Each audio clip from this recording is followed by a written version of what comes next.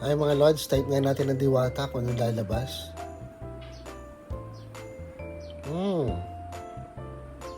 A mysterious, enigmatic spirit. Teka, may bago na definition ng Diwata.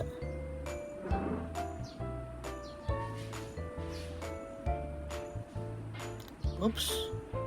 Oo, ang Diwata na pinagkakaguluhan ngayon, ang new definition ng Diwata. Diba? Lahat nagbabago. Tingnan natin ang buhay ni Diwata. Talagang turnaround. Ngayon, nasa taas siya at niregaluhan pa. Panoorin natin. Mga Lods, kahapon lamang isang kilalang vlogger, millionaire na si Rosmar ay binigyan ng regalo si Diwata. At alam niyo ba, ang niregalo sa kanya, house and lot and 1 million pesos.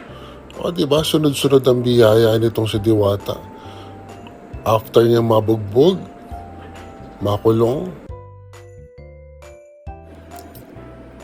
Hindi tumigil sa pakikipaglaban at pakikibaka sa buhay. Kaya't yan, napansin ng karamihan at inspirasyon ng lahat ng mga vloggers. Niregaluhan, biruin nyo, mula sa ilalim ng tulay, may bahay at lupa na ngayon.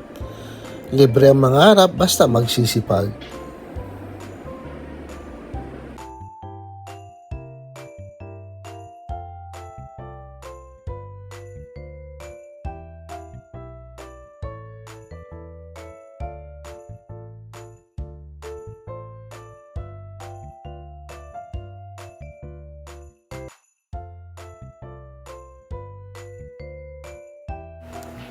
Hanggang sa muli mga Lods.